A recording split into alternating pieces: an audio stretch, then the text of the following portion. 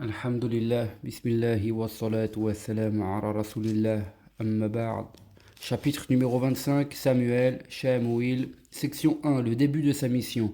Il s'agit de Shamuel. On a dit aussi Eshmuel, Ibn Bal, Ibn Alqamah, Ibn Barkham, Ibn Elihu, Ibn Tahu, Ibn Souf, Ibn Alqamah, Ibn Mahith, Ibn Amoussa, Ibn Azriya.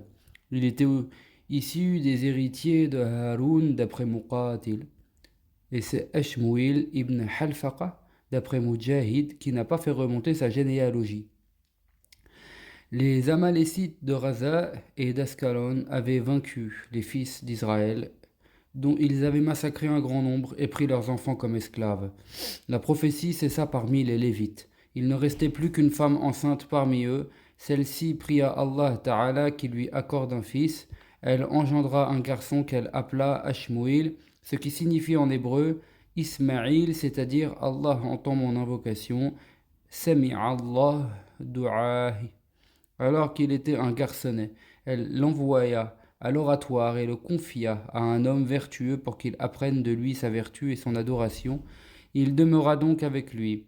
À l'âge où il atteignit toutes ses capacités, il entendit une nuit en dormant une voix provenant de l'oratoire. Il se réveilla inquiet et pensa qu'il s'agissait de son maître. Il lui demanda s'il l'avait appelé. Oui, répondit celui-ci qui ne voulait pas l'effrayer. Et il lui recommanda de s'endormir. On l'appela encore une deuxième puis une troisième fois. C'était Jibril alayhi salam qui l'appelait. Il vint alors et l'ange lui apprit que son Seigneur l'avait envoyé à son peuple. Les Israélites lui demandent un roi. Il y eut entre lui et son peuple ce que Allah a mentionné dans son livre. ألم ترى إلى الملأ من بني إسرائيل من بعد موسى إذ قالوا لنبي لهم أبعث لنا مالك.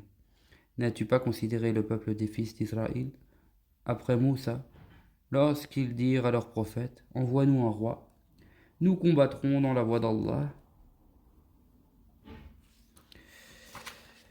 Et il répondit, et si jamais dans le cas où le combat vous serait prescrit, vous ne combattiez pas, qu'aurions-nous à ne pas combattre dans la voie d'Allah alors qu'on a été dépossédés de nos demeures et de nos enfants?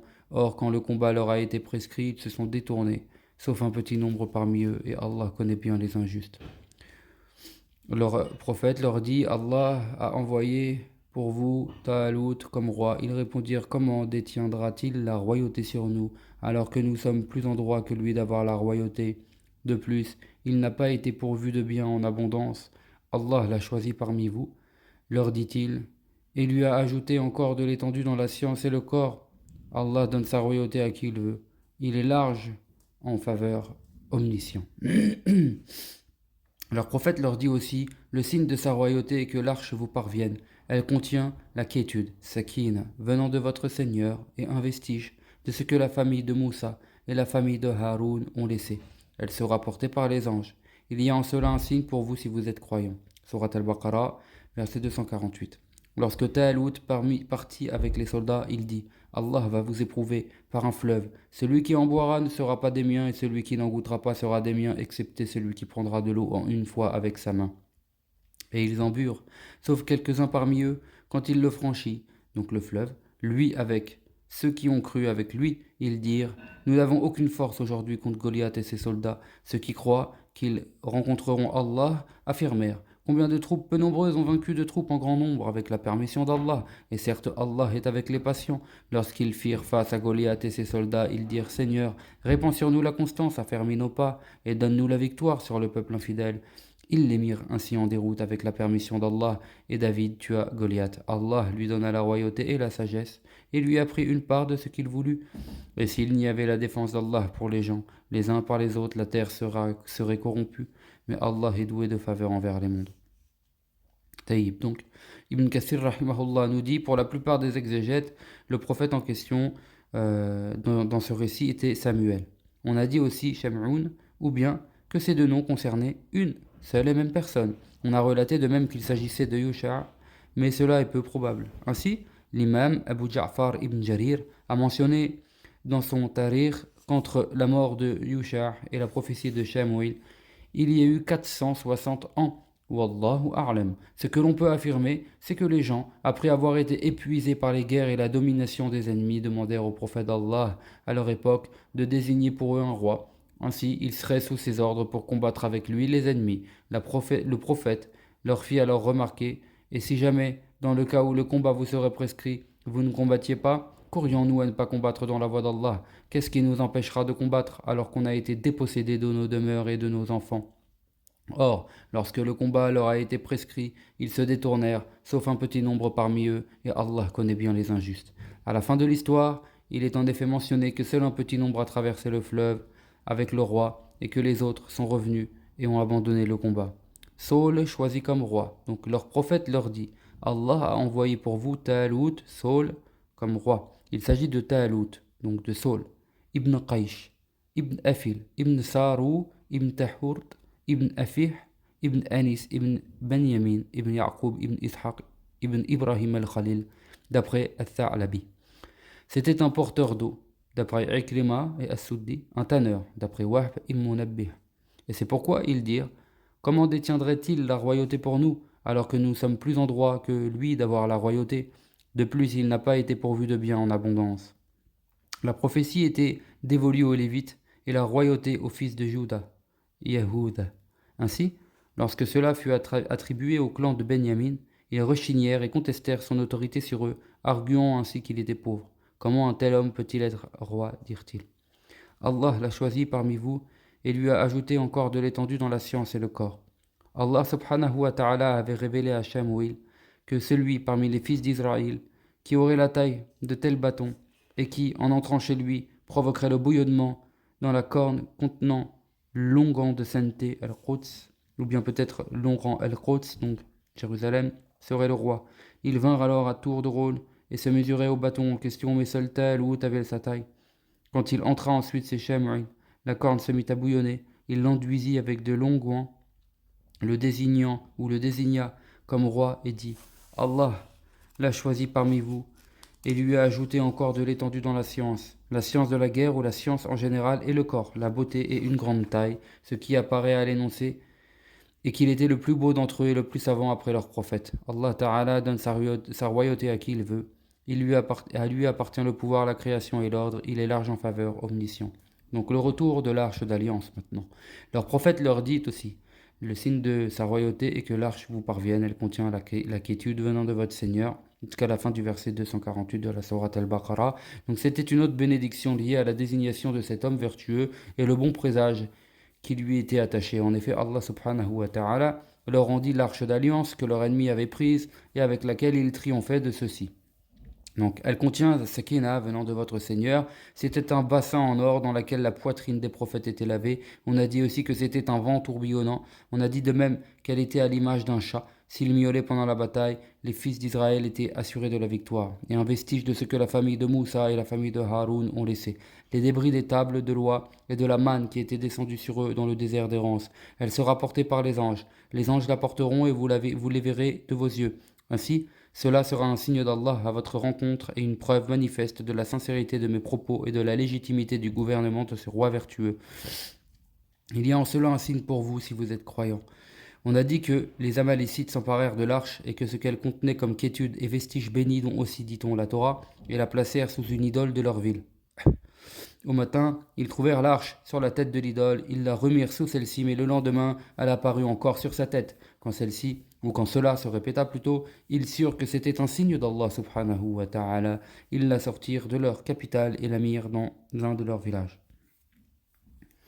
Un fléau les toucha à leur cou, et quand cela dura longtemps, ils la fixèrent sur un char conduit par 2 bœufs qu'ils laissèrent aller librement. On a dit que les anges les conduisèrent jusqu'à l'assemblée des fils d'Israël qui ont observé ainsi l'événement de leurs yeux, comme leur prophète leur avait annoncé. Allah est plus savant cependant sur la manière par laquelle les anges sont arrivés. Ce qui apparaît, c'est que ceux-ci l'ont porté eux-mêmes, comme cela est compris du verset, même si de nombreux exégètes, et si ce n'est la plupart, ont mentionné la première version. Saul, donc, franchit le fleuve avec les croyants, section numéro 2. Lorsque Talut partit avec les soldats, il dit « Allah va vous éprouver par un fleuve, celui qui en boira ne sera pas des miens, etc. » jusqu'à la fin du verset. qu'on a cité précédemment, verset 249 de la sourate Al-Baqarah. Donc ce fleuve est le Jourdain, appelé aussi la Sharia, la voie, d'après Ibn Abbas et de nombreux exégètes, la voie VOIE. Il y avait à ce fleuve une épreuve dictée par Saul, donc Taalout, à ses soldats. Celle-ci lui avait été annoncée par leur prophète de la part de son Seigneur. Celui qui en boira ne restera pas avec moi dans cette bataille. Seul celui qui n'en goûtera pas me suivra, ainsi que celui qui en puisera une fois de sa main. Et ils en burent, sauf quelques-uns parmi eux. L'armée comptait 80 000 hommes, 76 000 en burent, ainsi 4 000 soldats demeurèrent avec lui d'après As-Suddi. Al-Bukhari, rahimahullah, a rapporté dans son Sahih, d'après Al-Bara ibn Azab, nous autres, compagnons de Mohammed, sallallahu alayhi wa sallam, parlions du nombre des combattants à Badr et disions qu'il était identique à celui des combattants ayant franchi le fleuve avec Taalout. Or, ceux qui le franchirent avec lui n'étaient qu'au nombre de 310 et quelques croyants, rapporté par Al-Bukhari. On peut émettre des réserves sur le propos d'As-Suddi selon lequel l'armée était au nombre de 80 000 hommes, car le pays de Beit el-Maqdis, donc Jérusalem, peut difficilement supporter la réunion d'un tel nombre de combattants. Quand il le franchit, lui, avec ceux qui ont cru avec lui, ils dirent « Nous n'avons aucune force aujourd'hui contre Goliath et ses soldats. » Ils ont minimisé leur personne et considéré qu'ils n'étaient pas de taille du fait de leur faible nombre face à des ennemis aussi nombreux. Ceux qui croient qu'ils rencontreront Allah Ta'ala dirent « Combien de troupes peu nombreuses ont vaincu de troupes en grand nombre avec la permission d'Allah ?» Et certes, Allah est avec les patients. Ceux qui les raffermissent sont les chevaliers, c'est-à-dire les hommes de la foi, de la certitude, les patients dans l'effort, la controverse et le combat. Lorsqu'ils firent face à Goliath et ses soldats, ils dirent « Seigneur, répands sur nous la constance, affermis nos pas et donne-nous la victoire sur le peuple infidèle. » Verset 250 de la sourate Al-Baqarah. Ils les mirent ainsi en déroute avec la permission d'Allah, par la puissance et la force d'Allah, non par la leur, par son soutien, non, par leur force et leur nombre, malgré leur grand nombre, ou malgré le grand nombre de leurs ennemis et la perfection de leur équipement. Daoud, alayhi salam, tua Goliath. Et Daoud tua Goliath. Allah lui donna la royauté et la sagesse et lui a pris une part de ce qu'il voulut. C'est une indication du courage de Daoud, lequel, par son combat, humilia et défie l'armée ennemie. Il n'y a pas de bataille plus grande que celle où le roi tue son ennemi. Par cela, il réalise un but inconsidérable, fait prisonnier les héros et les autres dignitaires. Là, l'attestation de la foi s'élève sur celle de l'idolâtrie. Les élus d'Allah prennent le dessus sur ses ennemis. La religion vraie triomphe alors de l'erreur et de ses adeptes. Daoud était le plus jeune des 13 frères. Il avait entendu Saul, Taalout, inciter les Israélites au combat contre Goliath et son armée, disant « Qui tue Goliath, je le marierai à ma fille et l'associerai à mon pouvoir. » Daoud savait parfaitement tirer de la fronde. Alors qu'il était en marche avec les fils d'Israël, une pierre à la plat et l'invita à la prendre, lui disant qu'il réussirait avec elle à tuer Goliath. Il la ramassa ainsi que 2 autres pierres qu'il l'avait appelées de la même façon, puis les mit dans son sac. Quand les 2 camps se firent face et que Goliath appela ses adversaires au combat singulier, Daoud se présenta. « Va-t'en, lui dit Goliath, car je répugne à te tuer. Quant à moi, je désire te tuer, répondit Daoud. Il mit les 3 pierres dans la fronde, qu'il fit ensuite tournoyer. Les 3 pierres en devinrent une seule, et il visa avec Goliath. Il perça sa tête, et ce fut la déroute de son armée. Taalout fut fidèle à sa promesse, il le maria à sa fille et l'associa au gouvernement. Section 3. Daoud succède à Saul. Daoud, alayhi salam, prit beaucoup d'importance auprès des fils d'Israël qui l'aimèrent et penchèrent pour lui, plus que pour Taalout. Certains relatent que celui-ci en conçut de la jalousie et voulut le tuer. Il usa de ruses pour cela, mais ne parvint pas à l'atteindre. Les savants réprouvèrent son intention et celui-ci les fit alors exécuter au point qu'il n'en resta qu'un petit nombre. Après cela, il se repentit et regretta ses actes. Il se rendait au cimetière et pleurait au point de mouiller la terre. Un jour, on l'appela dans le cimetière. « Tu nous as tués alors que nous étions vivants, et tu nous as fait du tort après notre mort. » Ses pleurs et son appréhension augmentèrent alors. Il demanda à consulter un savant sur ce repentir. « As-tu laissé un savant pour pouvoir le consulter ?» lui dit-on. On lui indiqua une femme très pieuse qui le conduisit jusqu'à la tombe de Yusha. Elle pria Allah, et Yusha se leva de sa tombe. « La résurrection a-t-elle eu lieu ?» dit celui-ci. « Non, répondit-elle, mais voilà Saul qui vient te demander s'il peut encore se repentir. »« Oui, qu'il renonce à la royauté et aille combattre dans la voie d'Allah jusqu'à ce qu'il soit tué. » Puis Yusha redevint mort. Il abdiqua donc en faveur de Daoud, et 13 de ses fils partirent avec lui au combat dans la voie d'Allah. Tous furent tués. C'est là le sens de Allah lui donna la royauté et la sagesse, et lui a pris une part de ce qu'il voulut. Sourate Al-Baqarah, verset 251, rapporté par Ibn Jarir dans son Takhir, par la voix de Sufti et sa chaîne de transmetteurs. On peut émettre des réserves sur une partie de cette relation qui contient ce qui est récusable. Wallahu a'lam. On a dit aussi que le prophète qui a été ressuscité était Yusha' d'après Ibn Ishaq ou Shamu'il qui le blâma alors pour ses actes d'après Al-Tha'labi, ce qui est plus conforme. D'accord? Donc on retiendra la dernière version. Il est probable qu'il l'ait vu en rêve, non qu'il ait été ressuscité, car cela ne peut être qu'un miracle donné à un prophète, et cette femme ne l'était pas. Hein, on retiendra bien ça. Les scripturaires prétendent que Talut resta au pouvoir 40 ans avant d'être tué avec ses fils, d'après Ibn Jarir. Wallahu a'lam. Subhanakallahumma wa bihamdik, ashhadu an la ilaha illa ant, astaghfiruka wa atubu ilayk.